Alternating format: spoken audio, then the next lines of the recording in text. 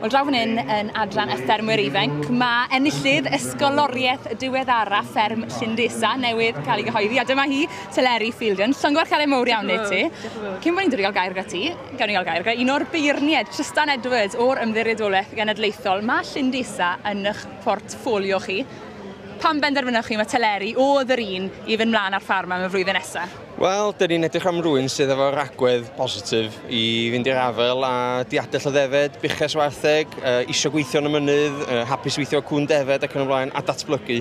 Ac yn ei hanian, dyna dyn ni'n edrych, mae rhywun sydd ar angerdd i ddysgu. A dyna wyloch chi yn Teleri felly? O, ia, mewn bariliau, ia.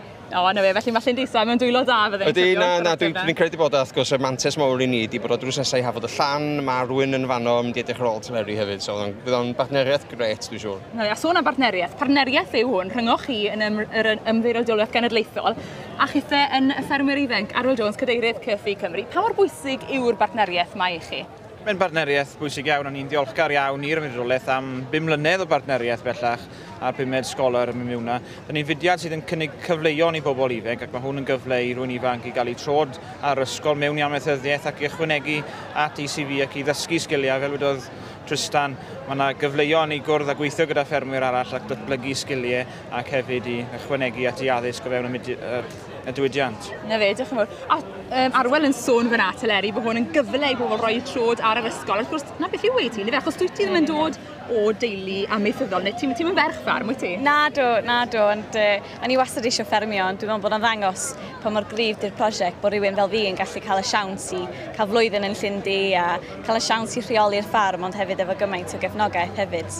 Ie, mae'n siŵr, a tipyn o her hefyd, 600 erw, dros 600 erw i'w ffermio. Ti'n barod amdani? Dwi'n meddwl, dwi wedi bod yn, ers i fi symud o ladre, mae gen mam a dad 6 hacer, so bydd o'n bach o fraint i fi ar ci mynd o 6 hacer i 600, ond edrych mlaen. Ond sôn bod ti ddim yn dod o ffarm yn gwmws, ond mae profiad ffermio gyda ti, achos ti wedi bod dramor yn amaethu, neu ti?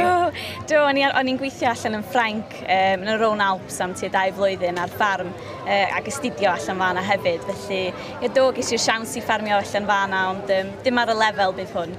Na, a rheoli fferm dy hunan, wyt ti'n barod am yr her ti wedi meddwl i rwyddo? Dwi'n gobeithio, ie. Dwi'n wedi gwneud gymaint o'r ochr ariannol na gwaith papur, felly dwi'n edrych mlaen at trio ddysgu mwy am hwnna. Ond hefyd o ran ffermio efo cwdwriaeth, dwi'n edrych mlaen at yr elfen yna o'r ysgoloriaeth Latfawr, felly. A byw yn Eryri, diolch yn rhy ddrwg. Wel na le i ffermio. Wel, llongyfarchiadau mawr iawn i ti, a phob hwyl i ti dros y flwyddyn nesaf. Diolch yn fawr.